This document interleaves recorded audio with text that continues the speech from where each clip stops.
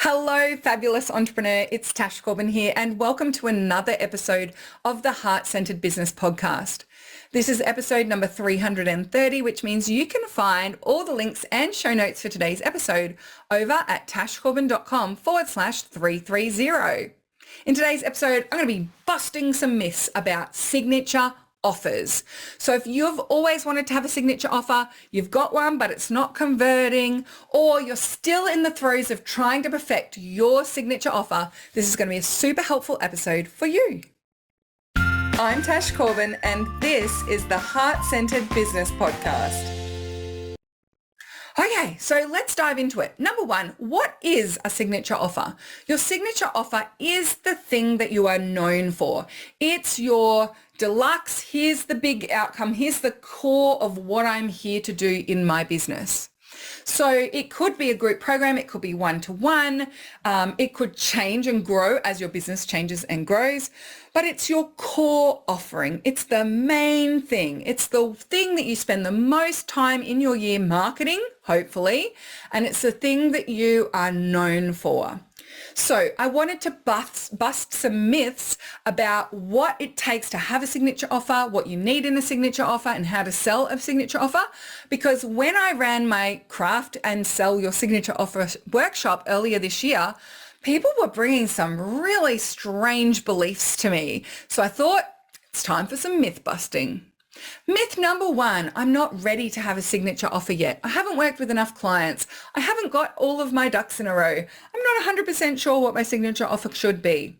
This is actually a myth. It doesn't matter whether you've been in business for 1 minute, 1 year, or 1 decade, you are ready to have a signature offer. In fact, it should be the first offer that we work on and craft when you are creating your business. Now, as I said, it might change over time. My first signature offer was a 6-month VIP mentoring package. My signature offer now is the Takeoff program. So it doesn't mean that you're stuck with that for the rest of your business. It doesn't mean that you're locking yourself into something for a very long period of time. It's just that this is the thing that you are focused on. This is what you want to become known for. It allows you to focus on core outcomes, transformation, the big changes that you help your ideal clients achieve. So don't tell me that you're not ready for a signature offer yet, because there's actually nothing you need except to craft and start selling your signature offer. All right, number two, and this is kind of related, is that you need to build a lot of things in advance before you can start selling a signature offer. This is not true. You don't need a sales page to sell a signature offer. You do not need an audience to sell your signature offer. My first sale of my signature offer happened before I got more than 10 followers on Facebook. I had like maybe 6 followers on Facebook, and 2 of them were family members, right? So you don't have to have a huge following on Facebook in order to be allowed to promote a signature offer now. You don't need a mailing list. You don't need followers. All you need is what the offer is, a way to get it in front of some people who might be your ideal clients, but that could involve emailing old work colleagues. It could involve posting about it in Facebook communities. It could involve putting it up to your 10 followers on Instagram. So you do not need a large audience. You do not even need more than 3 people in your audience in order to have and sell a signature offer. You do not need to pre-build email sequences and funnels. You don't need workbooks, modules, bonuses, none of it. Signature offer can be as simple as, here's 6 one-to-one sessions, and we're going to go from here to there. That's all it needs to be. It does not need to be complex. It does not need to be pre-recorded. It does not need to be a perfectly sequenced thing that takes people through the perfect 108 steps.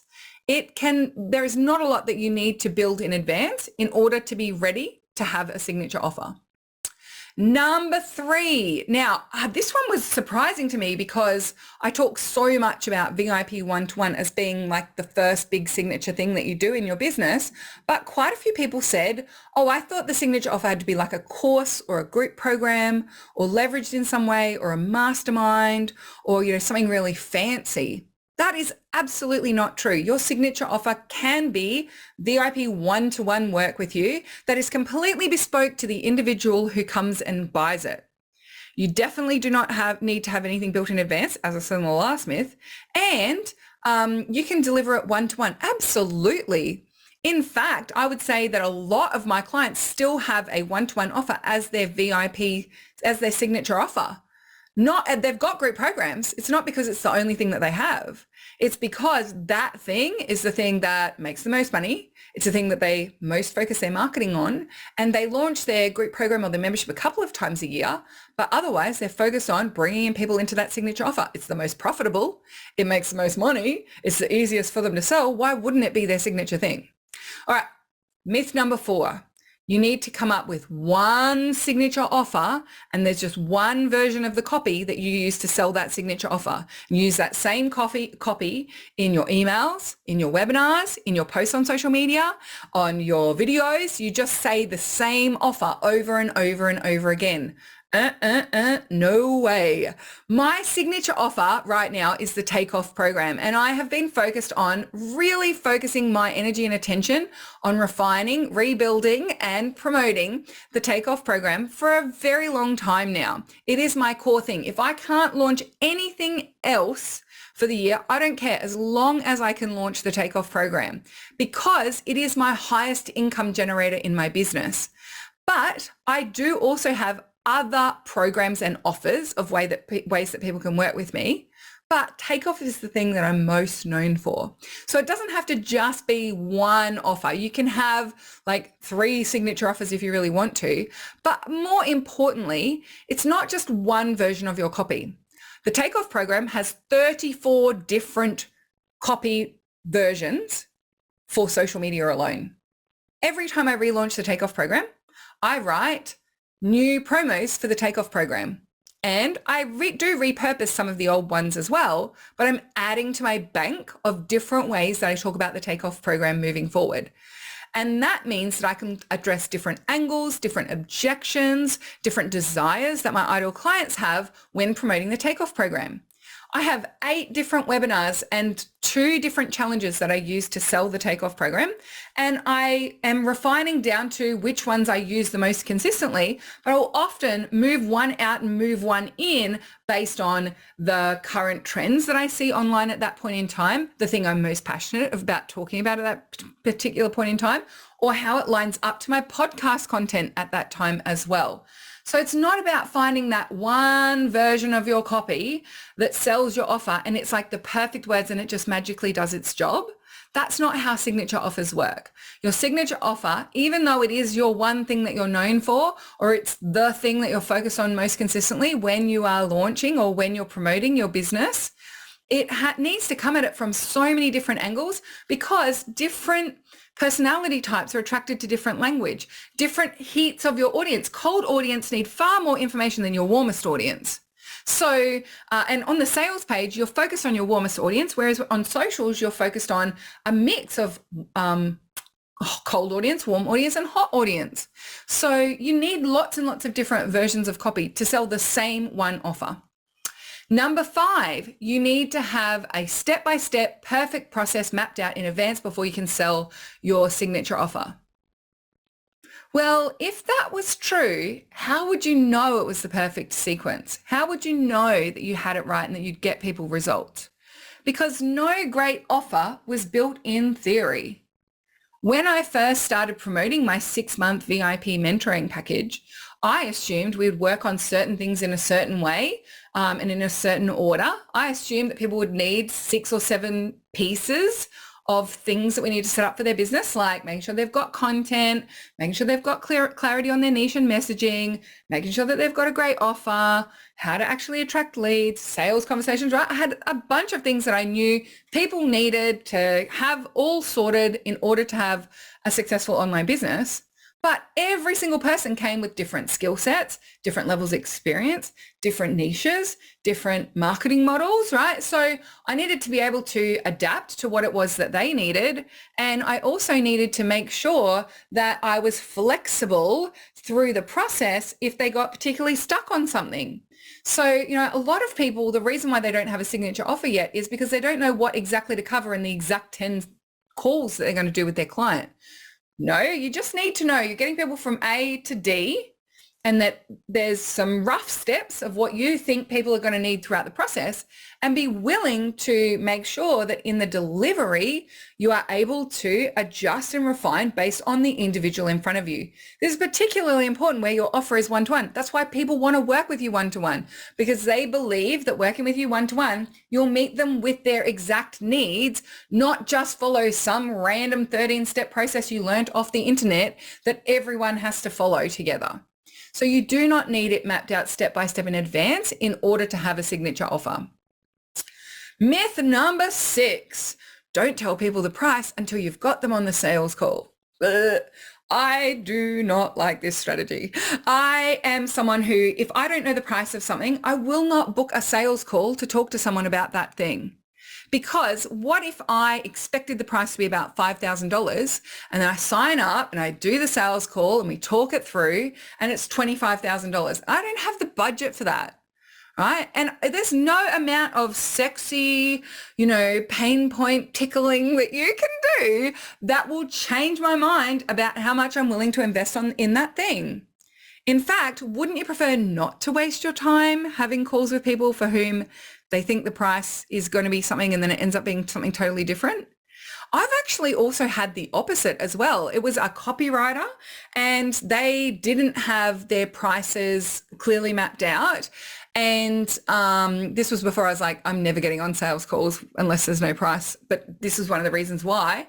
And so I assumed getting this copywriter to help me because they seemed to be very successful and very well known. They had a lot of testimonials. And so I was assuming that I was going to need to invest like $2,000 to $3,000 for the project that I wanted to do with them. And so we got on the sales call and I got, had a chat to them. I got excited.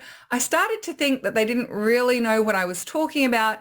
And then the price was $555. And I was like, you know what? I don't think that we're clear on what the scope of this project is together.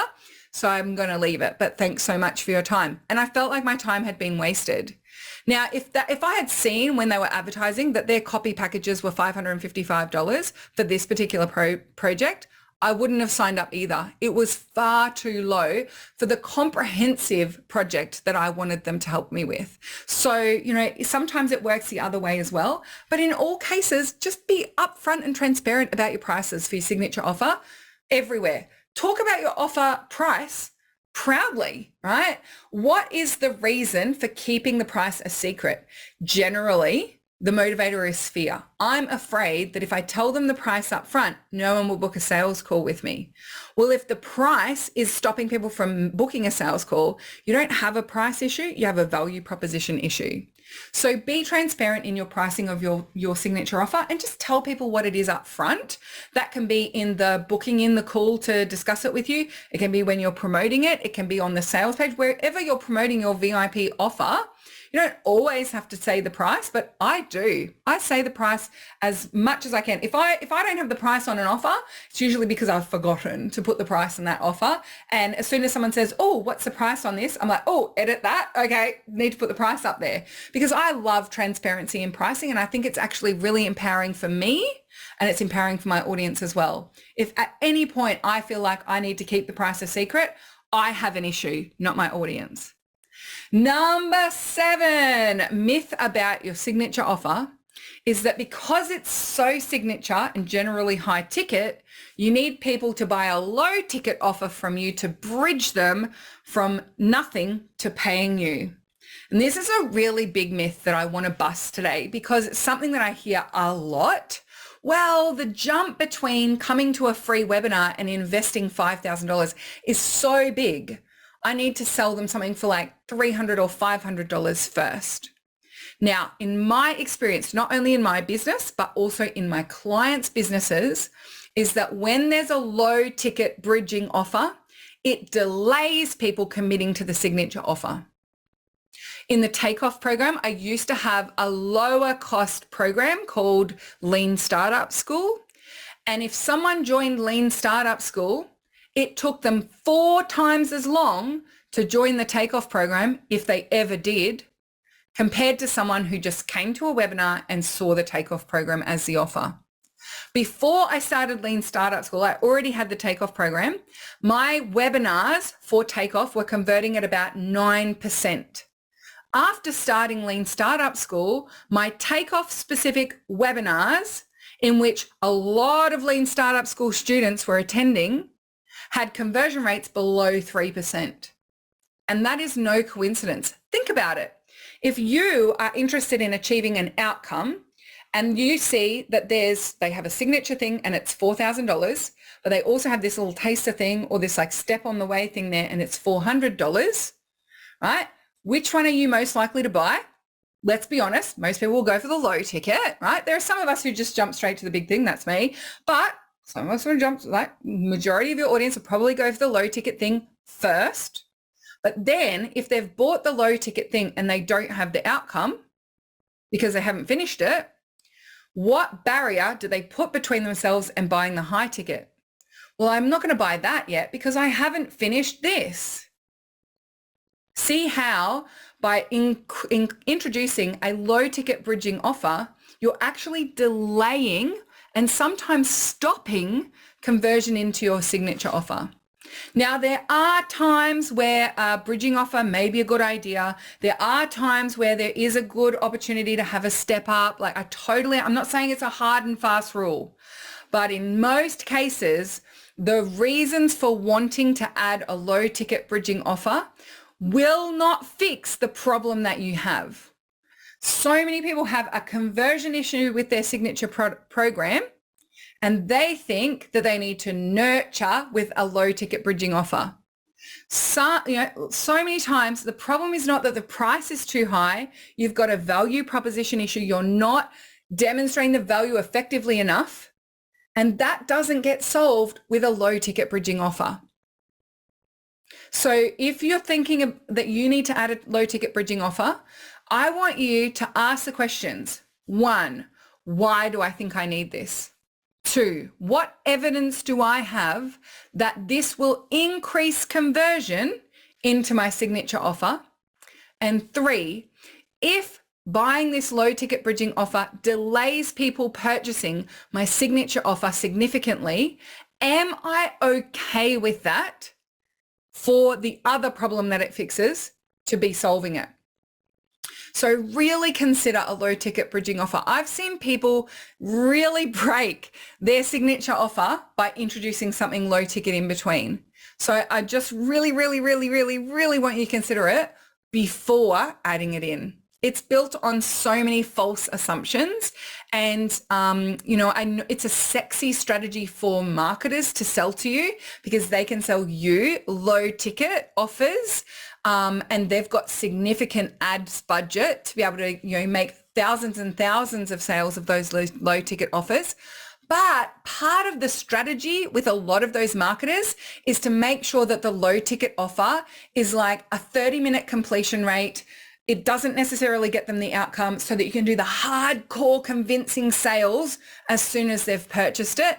And the only reason they put a price on their bridging offer is so that it can fund more and more of their Facebook ads. And actually, for most people that I work with, that strategy is 1, not accessible to them because they don't have the initial Facebook ads budget to be able to make it work. And 2, it makes them feel so yucky in creating a low ticket product that doesn't actually really deliver the outcome that it promises. And they also don't want to do the 17 follow-up emails in the 6 days after you purchase it. So some of those low ticket strategies are all or nothing. You need to use the entire system in order to make it work. You can't just pluck and choose the bits that you think are going to work for you, that feel comfortable for you. And so in a lot of cases, it's the heart-centered entrepreneurs who end up damaging their business cash flow in the short term and reducing the conversion rates of their signature offers by introducing this little part into their strategy. And then my final myth, the final myth that we're going to bust about signature offers is that it must be over a certain price point.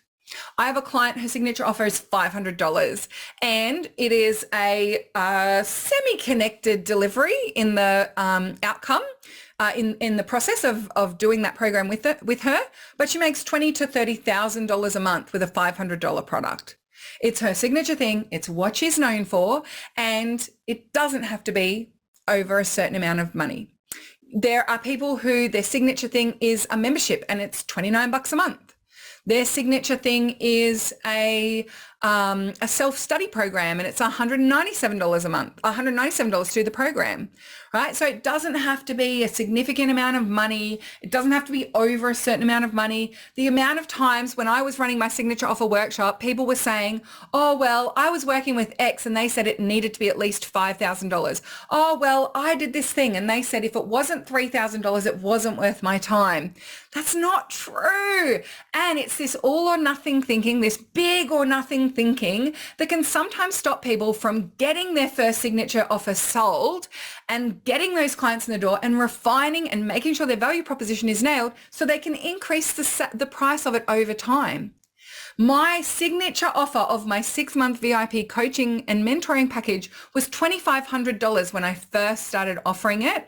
And that included 12 one-to-one sessions working with me. And some of them were 2 to 3 hours. So it was more than 12 hours of my time. And nowadays, if people want to do that same level of work with me, that same level of intensity with me, it's over $50,000. So just because it started at $2,500 doesn't mean I'm stuck there forever. And I'm so, so, so grateful for the opportunity to be able to deliver that offer and sell it to people at a much lower price when I first started out, because it's those people that I got the opportunity to, really build my strengths with, really build my processes, really see what the common things were that people got stuck on. And for my VIP clients in the first couple of years of my business, anytime they asked me for a template for something, or do you have a training on that or something, it was my content fodder, right? It was how I created freebies and I created podcast ideas and I created content, because if they needed it, chances are that my idle clients who aren't working with me yet, they need it too. So why not make that part of my content and the way that people get to know me online? So you can absolutely start at the smallest price you want to. There's no hard and fast rules with this. Do not buy into some of those weird blanket rules that people seem to be just like throwing out there on the internet. And lots of people are picking it up and carrying it around as though it's gospel. It is totally not a thing. You can price however you want to price. You have a big permission slip from Arnie Tash. Thank you so much for joining me for this episode of the Heart Centered Business Podcast. I'd love to know, slide into my DMs and tell me which of the 8 myths really got you. Which of the 8 myths have you bought into, or were you letting stop you from having the signature offer that you really wanted to have? Let me know. I'd love to hear from you. I'll make sure I put the links to my Facebook and my Instagram in the show notes of today's episode over at tashcorbin.com/330. Until next time, I cannot wait to see you shine. Bye for now. Would you like more tips, tools, and resources to help you grow your heart-centered business? Head to tashcorbin.com today.